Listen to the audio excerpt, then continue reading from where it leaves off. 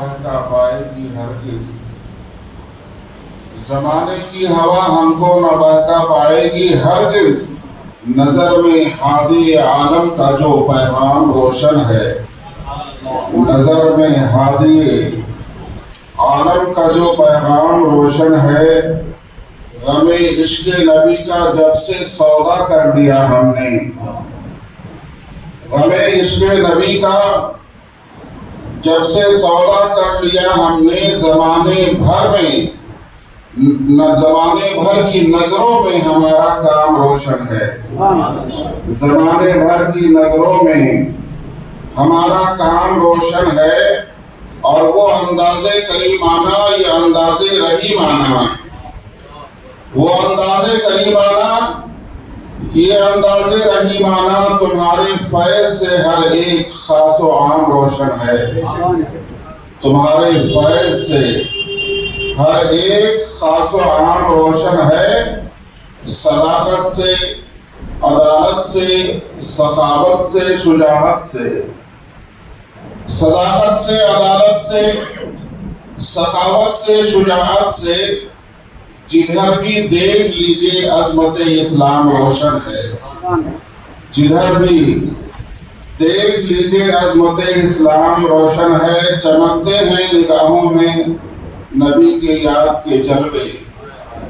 چمکتے ہیں نگاہوں میں نبی کے یاد کے جلوے، تصور میں مائے حب نبی کا جام روشن ہے، تصور میں مائے حب نبی کا جام روشن ہے، اور نمایاں کس قدر ہے علم اور عرفان کی طلعت، نمایاں کس قدر ہے علم اور عرفان کی طلعت، شریعت اور طریقت کی شمع ہر کام روشن ہے، شریعت اور طریقت کی شمع ہر کام روشن ہے، رسول پاک سے عشق و وفا کا یہ صلہ دیکھو، رسول پاک سے عشق و وفا کا یہ صلہ دیکھو، سرے محشر شفاعت کا حسی انعام روشن ہے، سرے محشر شفاعت کا حسی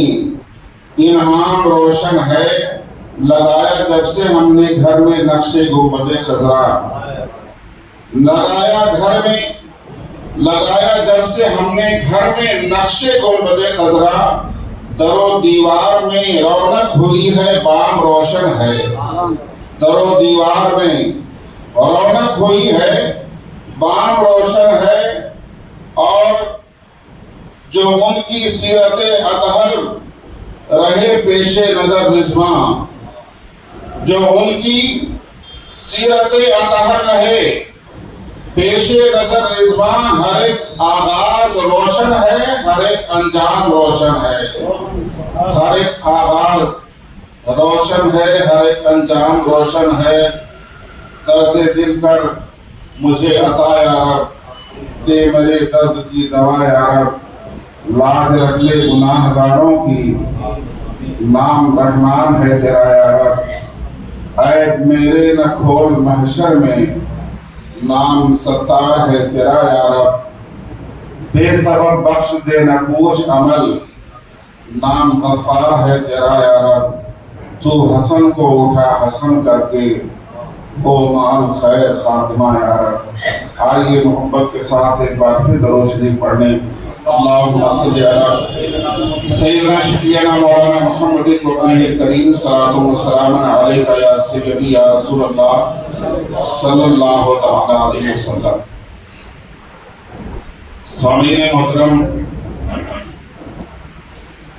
ایک سال کے بعد پھر ہم سے اور آپ سے ملاقات کا شرف حاصل ہوا ہے۔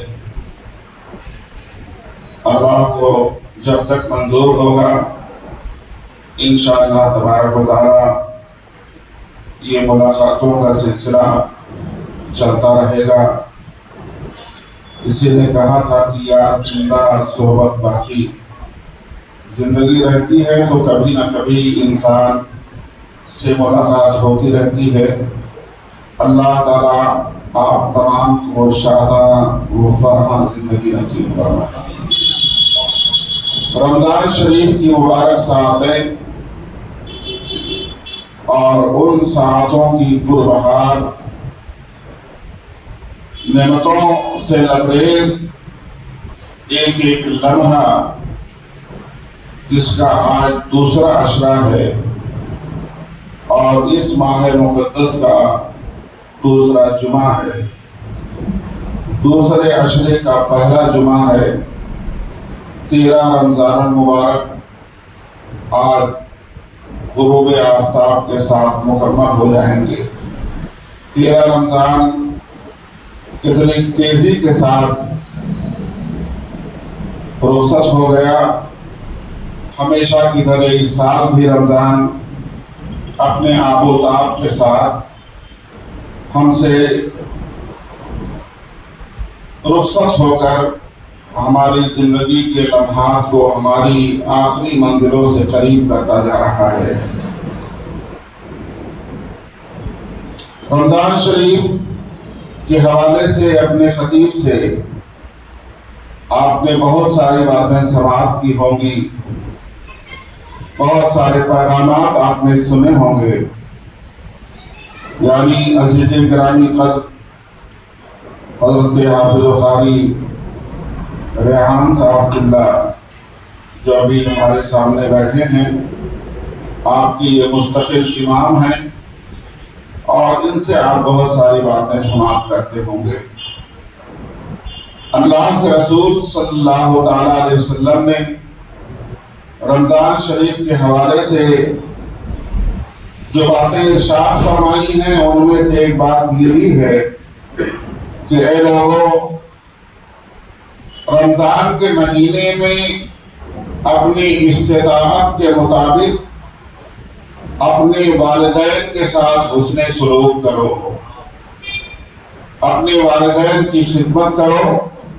سرکار صلی اللہ تعالیٰ علیہ وسلم ارشاد فرماتے ہیں، جو شخص اپنی استطاعت کے مطابق اپنے والدین سے اچھا برتاؤ کرتا ہے تو اس کی بخشش کی ضمانت میں خود لیتا ہوں۔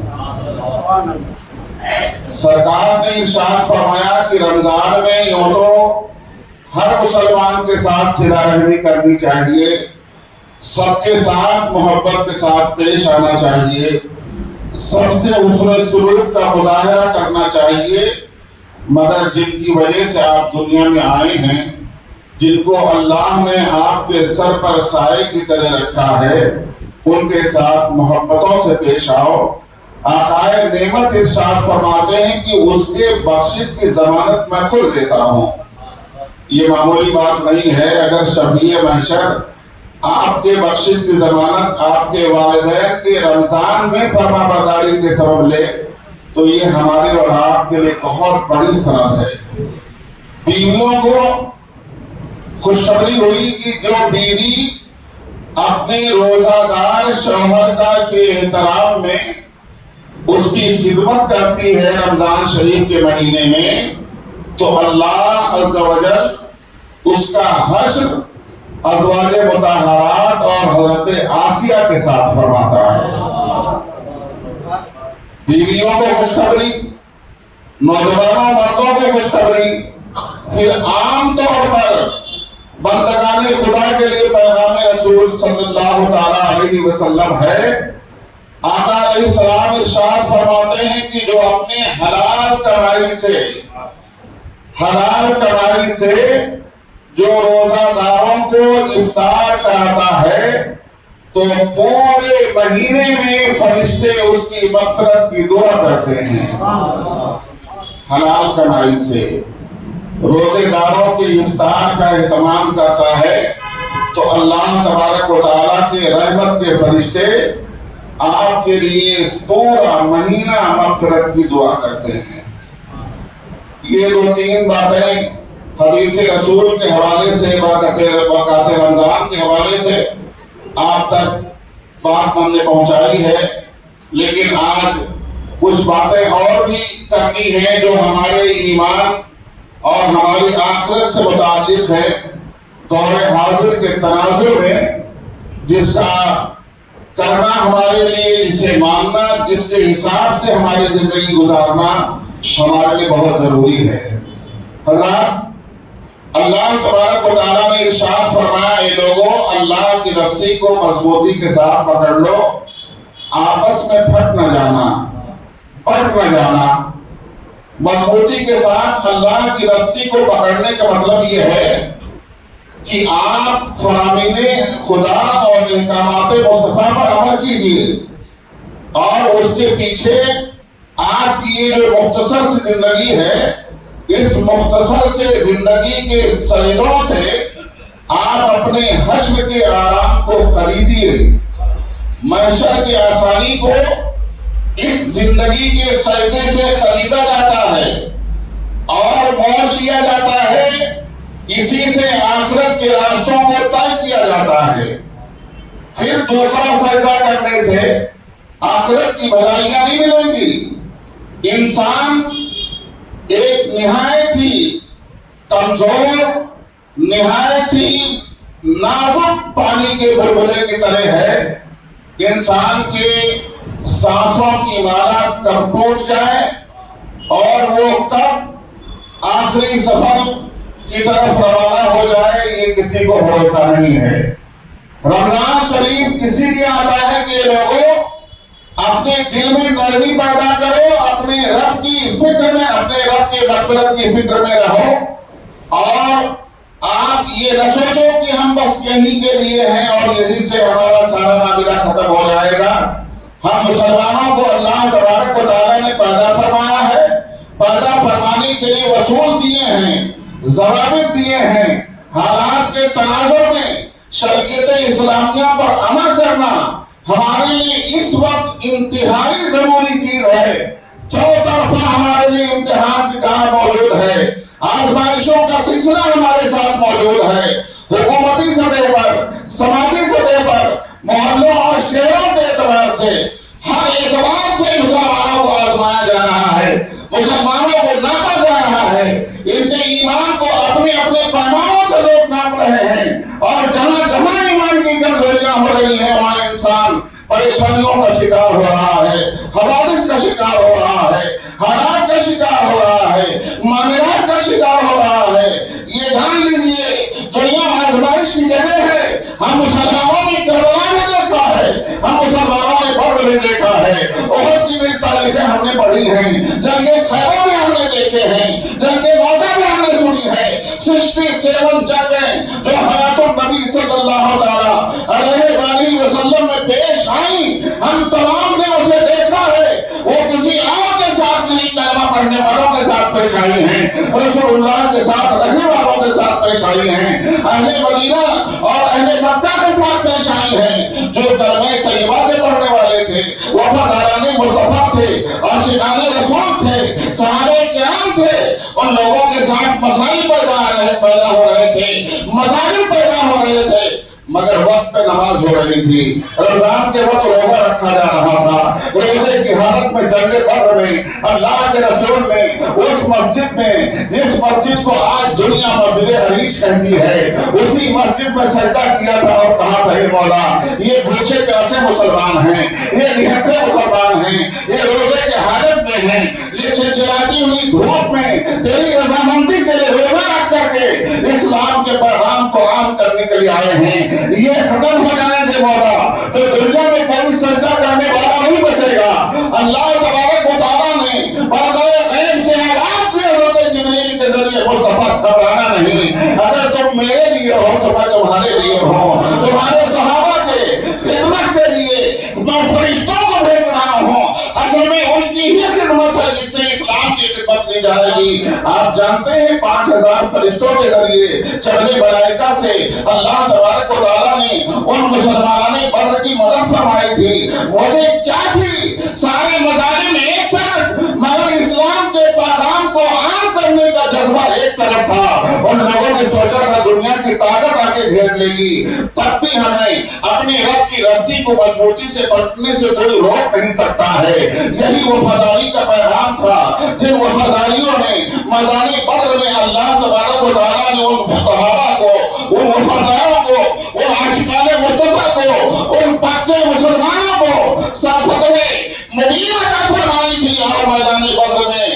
صرف 14 کی شہادت سے پورا اسلام محفوظ ہو گیا تھا۔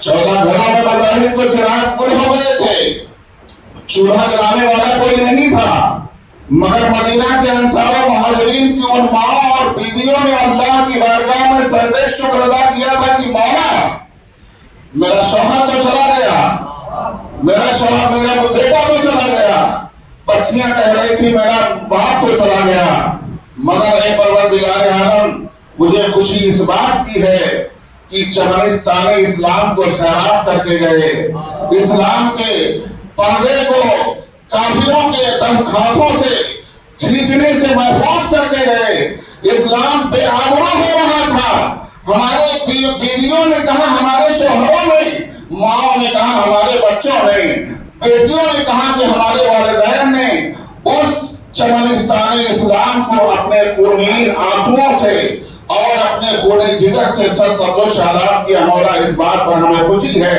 ہمارا چراغ کوئی جلانے والا ہوگا، میرے نبی جب موجود ہیں تو ہمیں کسی چیز کی فکر نہیں ہے۔ وہی جذبہ شہادت تھا، وہی ایمان کی مضبوطی تھی کہ ان لوگوں کے ان بے تحاشا انتھک محنتوں اور کوششوں کے ذریعے رسول اللہ کے وفاداری کے ذریعے آج اسلام کا پیغام ہمارے صوبے میں، ہمارے شہر میں، ہمارے محلے میں، ہمارے ملک میں، ملک کے ہر کونے میں، ہر گوشے میں اسلام کی شمعیں روشن ہیں۔ اگر وہ چراغ مولانے بولنے بجھا دیا جاتا تو یقین جانیے ہمارے دل تاریخ رہتے، ہمارا گھر تاریخ رہتا، ہمارے محلے تاریخ رہتے، ہمارا شہر تاریخ رہتا، ہمارا ملک تاریخ ہوتا۔ سلام پیش کیجئے بدر کے شہداء کو۔ آج حالات اسی طرف ہمارے رخ موڑ کر کے ہمارے اور آپ کے ہماری زندگی کر رہے ہیں، ستایا جا رہا ہے، نوجوانوں کی شہادتیں ہو رہی ہیں، تھوڑے تھوڑے مسئلے کو لے کر کے ایک نہایت ہی انتہا پسندانہ اور نہایت ہی جاہلانہ سلوک پیش کیا جاتا ہے ہمارے نوجوانوں کے ساتھ، مسلمانوں کے ساتھ، ہمارے مذہب و ملت کے ساتھ۔ وہ یہ سمجھتے ہیں کہ اسلام کا کلمہ، توحید کا وہ چمن یہاں سے نیست و نابود کر دیا جائے گا، مگر یہ نہیں جانتے ہیں یہ چمنستان اسلام ہمارا آپ کی وجہ سے نہیں، مصطفیٰ کی عطا سے اور شہدائے بدر کربلا کی عنایتوں سے ملا ہے۔ جب تک دنیا رہے گی اسلام ہندوستان میں رہے گا اور مسلمان کلمہ طیبہ پڑھتا ہوا نظر آئے گا۔ دنیا کی طاقتیں مٹ جائیں گی، لوگوں کے معاملات بڑھ جائیں گے، مگر اسلام کا پرچم نہ سرنگوں ہوا ہے اور نہ صبح قیامت تک سرنگوں ہوگا۔ اس لیے کہ اسلام کی فطرت میں قدرت نے لچک دی ہے، جتنا کہ دباؤ گے اتنا ہی ابھرے گا۔ اللہ تبارک و تعالیٰ نے ہمارے مذہب و ملت میں برکتیں جو رکھی ہیں وہ اپنی جگہ ہیں، مگر میرے بھائی ہمیں بھی، آپ کو بھی اس تاریخ کو جو 1400 سال پہلے ہوئی ہے وہ تاریخ یاد رکھنی چاہیے، اسے اپنی زندگی میں لانا چاہیے۔ ایک طرف شہادت دکھ رہی ہے، دوسری طرف نماز کا وقت ہے۔ صحابہ اجازت لے کر کے رسول کریم سے یا رسول اللہ اپنے زندگی کا آخری سجدہ کرنے کی اجازت دے دیں، شہادت کے لیے بے چین و بے قرار ہوں۔ مصطفیٰ پیشانی چوم لیتے تھے اپنے ان صحابہ کا کہ میرے صحابیوں اپنے زندگی کا آخری سجدہ کر لو، اللہ تمہارے مقام کو شہادت کے ذریعے بڑھانا چاہتا ہے۔ ہمارے سامنے اگر ایسے مسائل پیش آ جائیں تو یقین جانیے ہم سوچیں کہ ہمارے گھر کی پراپرٹی محفوظ کر لیں، ہم اپنے پیپرز کلیئر کر لیں، اپنے بچوں کے لیے ہم کیا سے کیا کر دیں، اس کے بعد میں ہمیں موت آتی تو اچھا ہوتا۔ یہی فرق تھا ان صحابہ کے سوچ میں، یہی فرق ہے ہماری سوچ میں۔ اس لیے کہ جس کی ذمہ داری اللہ نے دی ہے اس کے ذمہ داری کے تعلق سے ہم متفکر ہیں، جو ہمیں کرنا چاہیے وہ ہمیں یاد نہیں ہے۔ اللہ کے رسول صلی اللہ علیہ وسلم ارشاد فرماتے ہیں کہ رمضان شریف کے روزوں کی برکت سے اللہ تبارک و تعالیٰ آپ کو رمضان شریف کے ایک ایک لمحے کی برکت سے نور کا ایک ایک شہر عطا فرمائے گا۔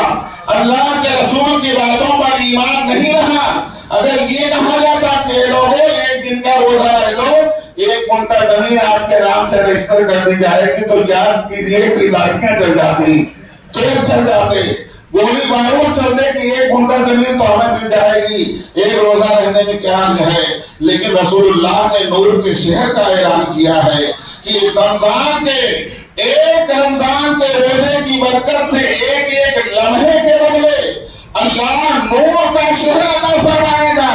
اگر شہر عطا فرمایا نور کا تو کیا مطلب نوری شہر میں آپ کو رہنا ہے، نوری شہر میں آپ کو رہنے کے لیے سوچتا یہ تو علماء کہتے رہتے ہیں، لیکن میرے بھائی یہی تو فرق ہے، یہی بات ہے۔ تیرے معتقد میں کمی نہیں، جو کمی ہے ذوق طلب میں ہے، اور جو پینے والے تو آج بھی وہی وعدہ ہے، وہی جام ہے، وہی نماز ہے جس کو امام حسین نے کربلا میں ادا کیا تھا، وہی نماز ہے جس کو انصار و مہاجرین میں میدان بدر میں ادا کر کے مسجد عائش کو ایک دلیل بنایا تھا کہ اے لوگوں یہاں ایک سجدہ ہوا تھا رسول اللہ کا، ساری دنیا ہر میدان سجدہ لے کر کے آتی ہے اور ذوق سجدہ کے تحت یہاں نماز پڑھنا چاہتی ہے۔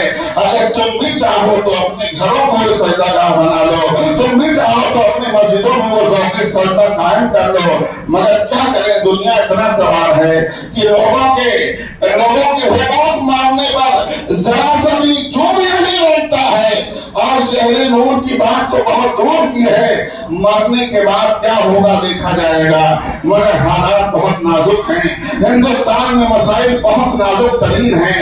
میرے بھائی اتر پردیش کے حوالے سے آپ نے خبریں سنی ہوں گی، صرف یوپی ہی نہیں سارے صوبوں کا یہی حال ہے، بس یہ ہے کہ جہاں مضبوطی زیادہ ہے وہاں زیادہ طاقت وہ لگا رہے ہیں، جہاں کم مضبوطی ہے کم طاقت لگا رہے ہیں، مگر اسلام کے مجاہدین ہر دور میں پیدا ہوتے رہے ہیں اور پیدا ہوتے رہیں گے، اس لیے کہ جہاں جہاں یزید جنم لیتا ہے وہاں امام حسین کا غلام شبیر کر کے اس کے قوت و بازوں کو توڑنے کے لیے آ جاتا ہے۔ ہر دور میں اٹھتے ہیں یزیدی فتنے، ہر دور میں شبیر جنم لیتے ہیں۔ آپ کو ہمیں اپنے مسجدوں کی حفاظت کی بہت ضرورت ہے، اپنے گھروں میں اسلامی ماحول پیدا کرنے کی ضرورت ہے۔ یہی پلان ہے کہ مسلمانوں کو 2 جگہوں پر توڑ دیا جائے، اور 2 جگہوں پر توڑیں گے تو مسلمان خود بخود تباہ برباد ہو جائے گا۔ تجارت والوں کے مال کو دبا دو، تجارت ختم کر دو۔ اگر مالیات سے مسلمان کمزور ہو جائیں گے تو یہ ایک بہت بڑی فتح ہوگی۔ اور دوسرا سب سے بڑا کام، ان کو تعلیم سے دور کر دو، تعلیم سے دور کر دو۔ بس یہ 2 تجارت اور تعلیم، اگر ان 2 محاذ پہ مسلمان کو کمزور کر لیے تو سمجھ لو ہماری فتح ہوگی۔ لیکن یاد رکھو تعلیم بھی ہماری وراثت ہے، تجارت بھی ہماری وراثت ہے، نہ تجارت ختم ہوگی نہ تعلیم ختم ہونے والی ہے۔ جب تک مسلمان ہے یہ دونوں سلسلے چلتے رہیں گے، اسلام کا چمنستان روشن رہے گا، مگر ہمارے تفکرات میں تبدیلی کی ضرورت ہے، ہمیں غور کرنے کی ضرورت ہے۔ ہمارے نوجوان جو تاجر ہیں، جو خوشحال ہیں، ان کی خوشحالی صرف اپنے لیے اللہ نے دی ہے، آپ کے مال کو آپ کے پڑوسیوں کے لیے، یتیموں کے لیے، بیواؤں کے لیے، بے سہاروں کے لیے، بیچاروں کے لیے، مساجد کے تحفظ کے لیے، مدارس کی بقا کے لیے، ان تمام چیزوں کا حق اور حصہ آپ کے تجارت میں اللہ نے رکھا ہے۔ فکر اگر خراب ہو جائے تو وہ سالبہ والا واقعہ ہوگا کہ سالبہ بہت رسول اللہ کے بارگاہ کے قریب تھے اور اللہ کے نبی سے برکت کی دعا کروائی، یا رسول اللہ مجھے مال بہت چاہیے، خواہش ہے کہ مال بہت زیادہ ہو جائے۔ سالبہ ہی کی فکر ہماری بھی آپ کی بھی ہے۔ اس وقت ہندوستان میں یا ہم لوگ جو 15ویں صدی میں جی رہے ہیں، ہمارے بھی حالات سالبہ ہی کی طرح ہیں کہ ہمیں مال دے دو چاہے جان لے لو، ایمان لے لو، اسلام لے لو، مگر مال چاہیے۔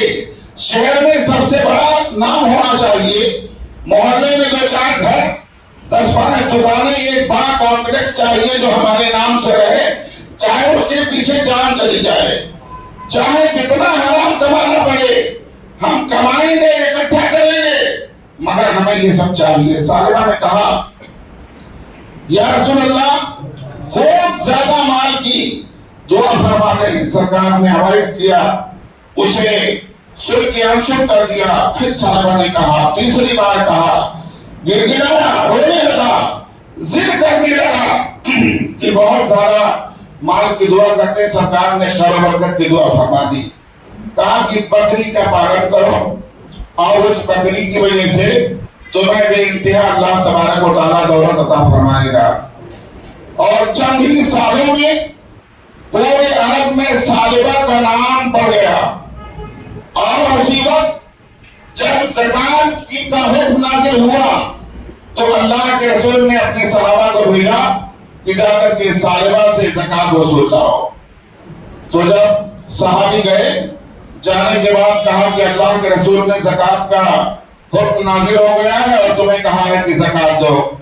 तो सालिबा ने कहा ये तो यहूदियों और नसरानियों के तरह हो गया, ये मुसलमानों में कब से आ गया है पैसा वसूलना, ये तो टैक्स है, ये तो गलत बात है, हम नहीं दे सकते हैं। सहाबी चले आए, वापस आए अल्लाह के रसूल की बारगाह में।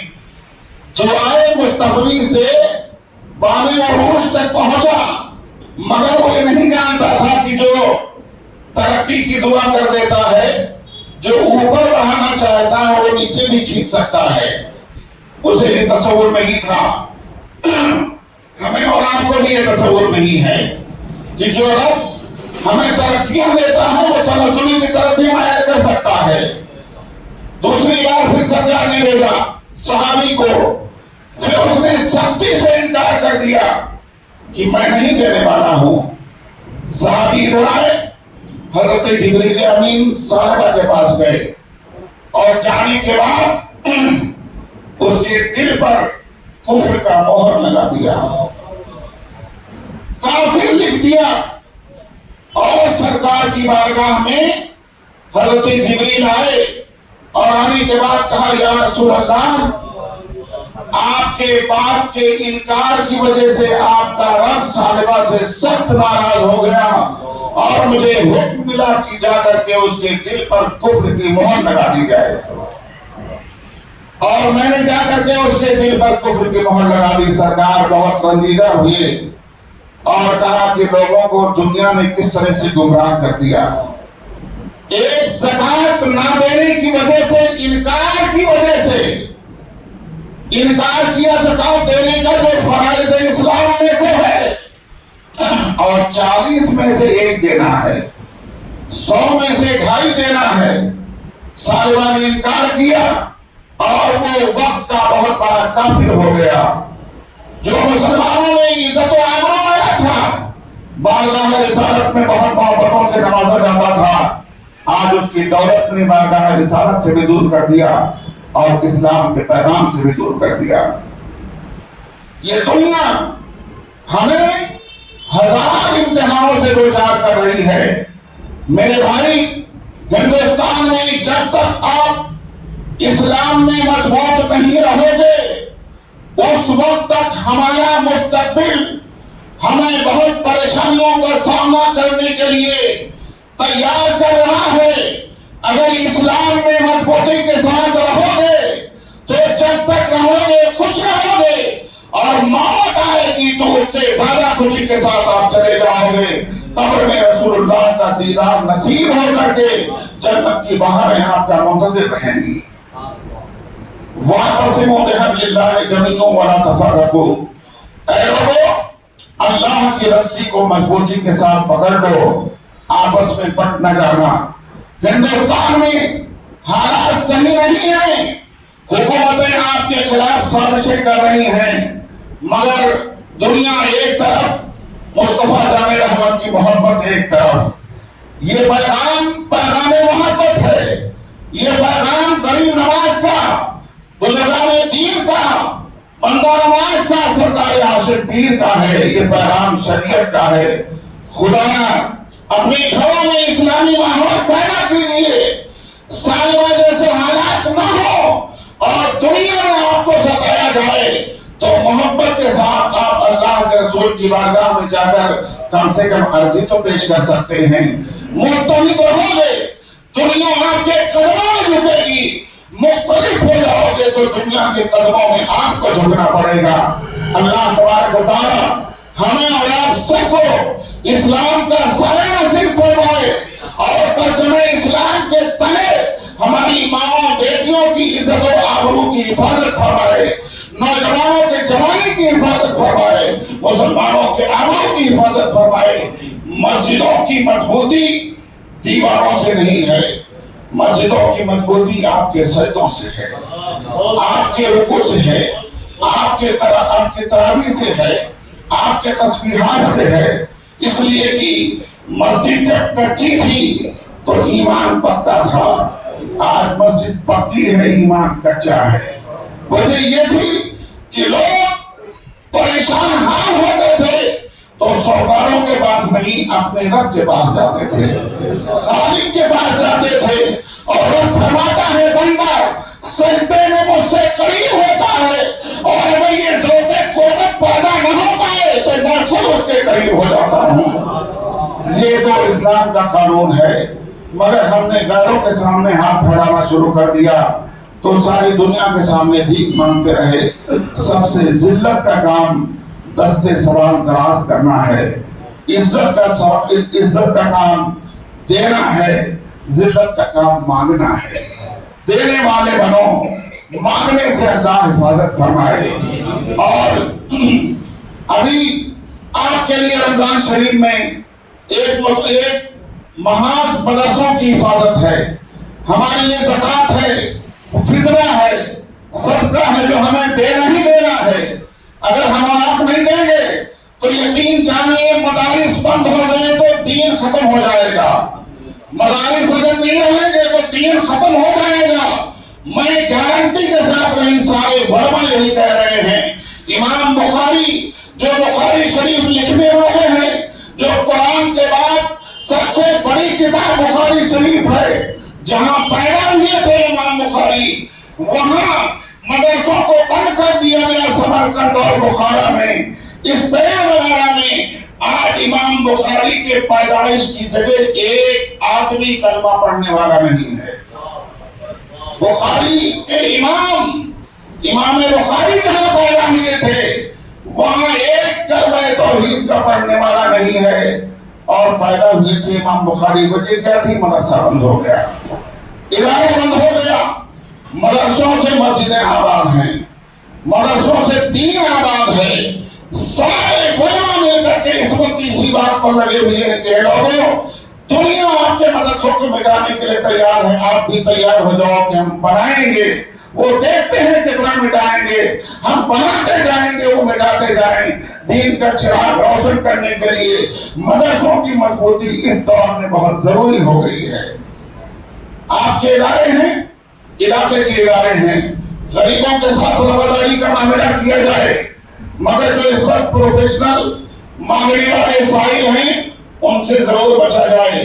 इसलिए कि ज़कात 7 लोगों को जो देना चाहिए उसमें एक फकीर और मिस्कीन है। मगर फकीर की तारीफ आप शरीयत के रोशनी में सुन ले दो जुमलों में। फकीर उसे कहते हैं जिसके पास एक टाइम का खाना हो, दूसरे टाइम का ना हो, उसको मांगने के लिए मना किया गया है ना। मगर फकीर है, अगर वो ज़कात देने वाला तो वो फकीर ले सकता है अगर एक टाइम का खाना है और दूसरे टाइम का नहीं है। मगर मांगे ना, वो देने वाला दे तो उसे दे दे। मिस्कीन कहते हैं जिसके पास एक वक्त भी खाने के लिए ना हो, उसको सवाल करने की भी इजाजत है। आज दुनिया में कौन सा ऐसा फकीर है, कौन सा ऐसा मिस्कीन है? और ये उन फकीरों और मिस्कीनों को देना है जो नमाजी हो, जो मुसलमान हो, जो रोजेदार हो। इस वक्त 100% मानने वाले कोई रोजा नहीं रहते हैं और कोई फकीर नहीं है, आपकी ना ज़कात अदा होगी ना आपका सदका अदा होगा। उससे अच्छा है आपके मोहल्ले में जो गरीब बच्चे हैं, जो गरीब औलादें हैं, उनके फैमिली की मदद कीजिए। 100-10 रुपया न दीजिए, इतना दीजिए कि उसकी जरूरत पूरी हो जाए। अल्लाह के रसूल फरमाते हैं एक मोहताज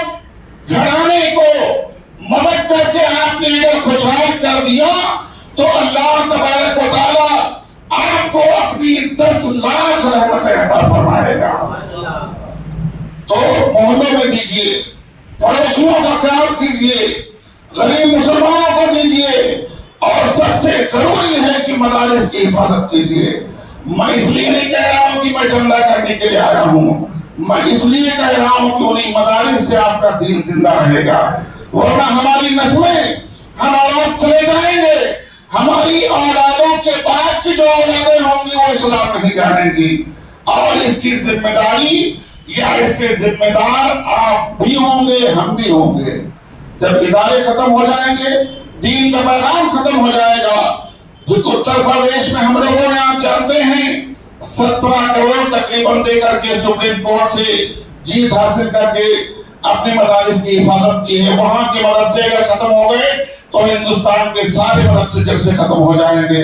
ہم لوگوں نے سوچا کہ ہمیں اپنی نوکریاں نہیں بچانی ہیں، ہماری نوکری کا تو ذمہ اللہ نے لیا ہے، ہمارے رزق کا ذمہ اللہ نے لیا، ہمیں کہیں سے بھی روزی ملے گی، مگر ادارہ زندہ رہنا چاہیے۔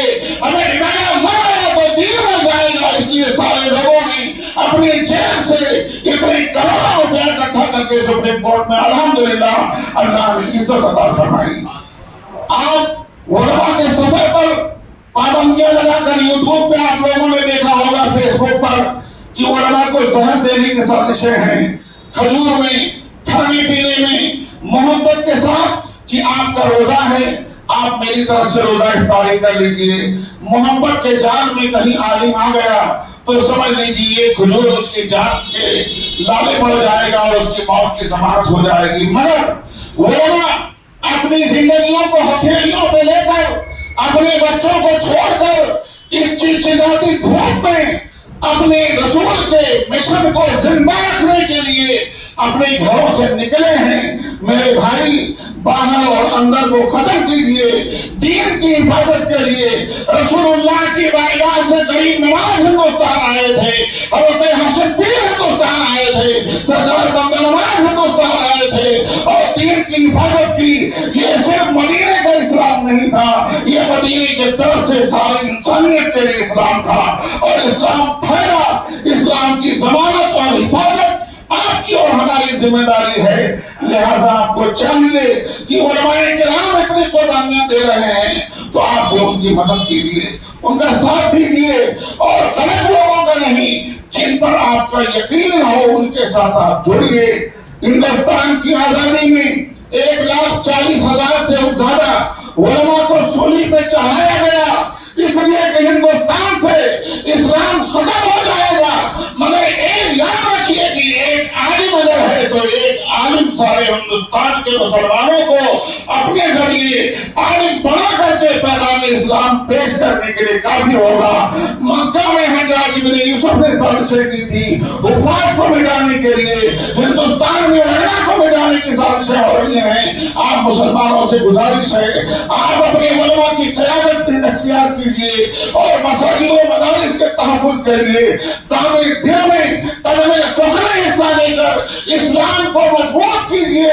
اس لیے اسلام مضبوط ہے تو آپ کا گھر آباد ہے، آپ آباد ہیں، آپ کی تجارت آباد ہے۔ اسلام ہی نہیں رہے گا تو ہم اور آپ کیا کریں گے؟ یہ جنگیں، یہ تاریخیں ہمارے دین کی حفاظت کی ضامن آپ کو بنانے کے لیے تیار ہیں۔ ہم اور آپ کو چاہیے 1 گھنٹہ زمین کے لیے جنگ نہ کیجیے، نور کا شہر بنائیے، صحابہ کی تاریخ نہ دہرائیے، صحابہ کرام جو بدر میں شہید ہوئے ان کی تاریخ دہرائیے۔ امام حسین نے جو پیغام میدان کربلا سے دیا وہ تاریخ دہرائیے۔ اللہ ہمیں اور آپ سب کو ایک اور نیک بن کر رہنے کی توفیق عطا فرمائے۔ اپنی رسی کو اللہ مضبوطی کے ساتھ پکڑ کر آخرت میں مغفرت کی ضمانت حاصل کرنے کی اللہ توفیق رفیق عطا فرمائے۔ ہم سب سو جائیں یا مصطفیٰ کہتے کہتے کھلے عام صلی اللہ کہتے کہتے والسلام علی من اتبع الہدی۔ السلام